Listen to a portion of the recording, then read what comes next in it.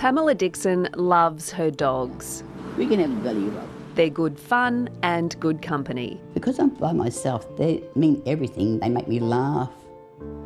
But in April, her poodle, Star, was killed by another dog in a vicious attack in the street. I think she died in my arms when the neighbour was driving me up to the emergency hospital. The 76-year-old is still shaken. She no longer walks her pooches outside the yard. I'm still so traumatised by it.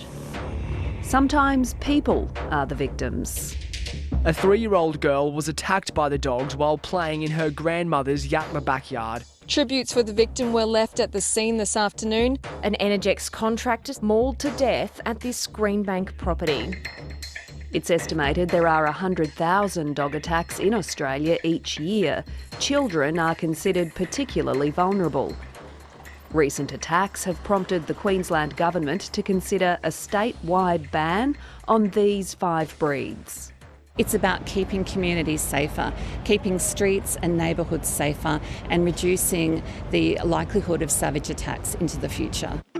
But animal welfare groups say the bans are pointless because those breeds are already severely restricted and aren't common in Australia. Just won't work. It's not going to achieve anything. Basically, a breed on its own is not an effective indicator or predictor of aggression in dogs. Shut up, gun. Dr Cam Day says more helpful would be better education for pet owners and training for dogs. Good boy, excellent. Early education of the dog when it's a puppy.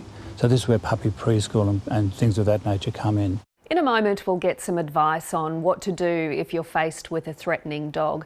But first, let's break down some of the other proposed changes. Number 1, possible jail time for owners.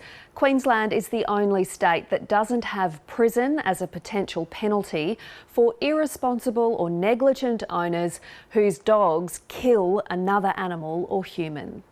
Number 2, on-the-spot fines. If your dog isn't effectively controlled in a public place, for example, if it's not on a leash, you might get stung. And number 3, more clarity about when dangerous dogs can and must be destroyed. This is something local governments are desperate for.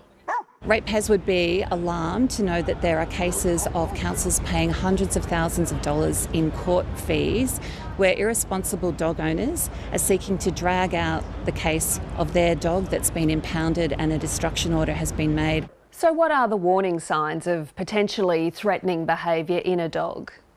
If a dog is trembling and shaking, if his tail is tucked underneath his body or the tail is standing erect, they're the early telltale signs. If a dog is giving you a death stare, that's a bit of a worry. If it's growling, then that's an obvious sign of concern as well. And what should you do if you're in that position? If you're the person being confronted by an aggressive dog, the first thing you do is stand still. It's rare, but not impossible, that a dog will attack you if you're standing absolutely still. If you try to threaten the dog, you're more likely to get bitten. If you've got room to turn around and walk away, that's sensible. Try not to run away though, because running generally stimulates predatory aggression.